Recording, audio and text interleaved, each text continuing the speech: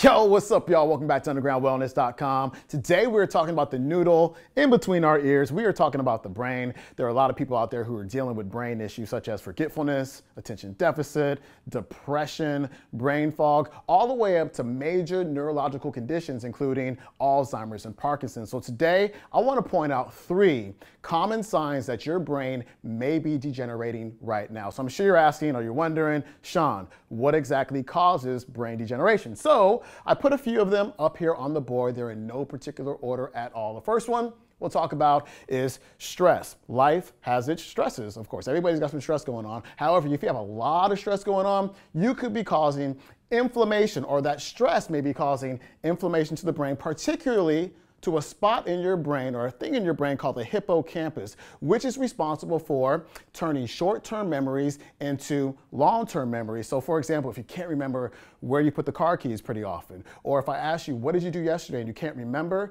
that can be a sign that your hippocampus is breaking down due to stress. Poor diet. That one's pretty easy. If you're not bringing in good nutrition through the foods that you eat, you're not going to be able to give the brain what it needs to thrive. Toxins, they can play a role in your brain breaking down. Poor circulation. Again, poor circulation is not carrying the nutrients to the brain and also not carrying oxygen to the brain. Your brain needs oxygen in order to thrive. If it doesn't get it, it starts to degenerate. Next up, hormonal imbalances. We'll talk about those when we get to this one here, depression. Gluten sensitivity. There are a lot of people out there who have gluten sensitivity and they don't know it. I've been posting about gluten sensitivity and its effect on the brain on my Facebook page, and people are just blown away by how gluten sensitivity doesn't just cause inflammation in the gut, it causes it in many different parts of the body, including the brain. So you really want to watch out for that one. Next up, digestion. This one kind of goes back to poor diet. If you're not digesting your food properly, of course, your brain is not going to get the nutrition that it needs. So how does this degeneration show up with you? Maybe. First off is going to be fatigue. If you have a fatigued brain, then you're going to have a fatigued body. So if you've got degeneration going on in the brain, what happens is the brain cells, they don't really have the endurance anymore to deal with like regular activities of daily living. Let me give you a few examples. So number 1, reading. You ever like sat down to read a book and you get 5 to 10 pages deep and you're like, what did I just read? I can't remember what I just read a paragraph ago. Or you get 5 pages in and you want to go to sleep. That's a sign that your brain is degenerating. It can't handle the input. You go driving, you take a long drive and you're just tired. You get to your destination and you want to go to sleep. Or you go to a restaurant, or you go to a bar and it's really loud. There's a lot of people, there's a lot of input going on. I've got this one going on myself. Like if I go to a loud bar, I can't deal with it. I have to leave, or I get really tired. I'm like, yo, dude, I want to go home and go to bed. And people are like, dude, why do you want to go to bed? It's just too much input going on for my brain. So I probably have some brain degeneration going on myself. Next one here, depression. So you've got like several different lobes going on up here, like different areas going on with your brain. One of them is called the frontal lobe. It starts here at the forehead and goes back to the temples. Now, that part of your brain is really important because when it's firing properly, that frontal lobe's firing properly, it's responsible for your motivation and your sense of well-being.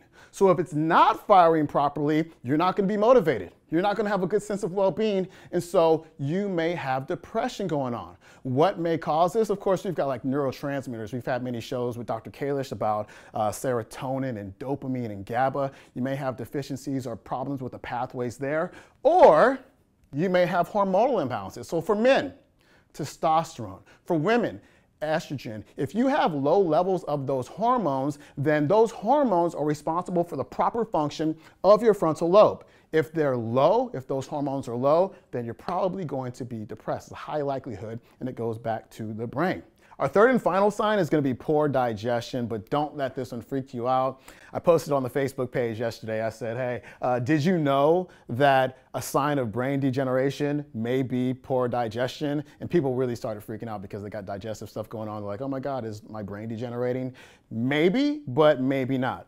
What I'm talking about here is digestive issues that you may have had for a while that you've tried to get rid of by different protocols. So you've been doing your probiotics, you've been doing your enzymes, you may have found parasites and fungal overgrowth on and on. You've gone through different protocols to get rid of it, which you have, but you still have digestive stuff going on. that may be a brain issue. So your gut, it has its own nervous system. It's called the enteric nervous system, but your gut also is in communication with the brain. So inside the brain, there's something called the brain stem, right? So in that brain stem is something called the vagal nuclei. So that vagal nuclei is in that brain stem, and that's going to branch out into something called the vagal nerve. And that vagal nerve goes to different places in the body, including the gut. So the brain, through that vagal nerve, tells the gut, keep the poop moving. That's called peristalsis. So the poop and the food and whatnot is moving through the intestines at the control of the brain. So if you've ever put your ear, like put your head in somebody's lap, like right there on their gut, and you kind of hear that gurgling sound, kind of grosses me out, but that's their poop moving. That's peristalsis, again, governed by the brain. If it's not going, then you're probably going to have some type of chronic constipation. Or another example is the brain, through that vagal nerve, is responsible for the production and the output, I should say, of enzymes from the pancreas that help you break down your food. So did you know that one of the early signs of Parkinson's is chronic constipation? And that's because the brain, due to the degeneration, no longer can have that strong output that it used to. So that signal that's going down to the brain isn't what it used to be, causing constipation and other digestive problems. So the reason why I'm telling you all of this is because if you have fatigue, if you have depression, if you have poor digestion going on that hasn't been resolved by other means, then it may be a brain issue. Unfortunately, the medical community doesn't really recognize a whole lot of this. They don't really know what to do. So I encourage you to go to functionalmedicine.org or fdnmanager.com/practitioners and find somebody who knows how to resolve this and get to the root cause so you can move on with your life. I also highly recommend you check out this book. This is where all this information is coming from. It's called Why Isn't My Brain Working by Dr. Datis Kharrazian. Really smart guy. Go pick it up. It's a little thick, so if you got some brain fog going on, it may take you a little while to get through it, but you will find what's going on in here. And stay tuned, because I'm going to do a video every day this week about this book. So keep checking in. I'm out of here, guys. Peace.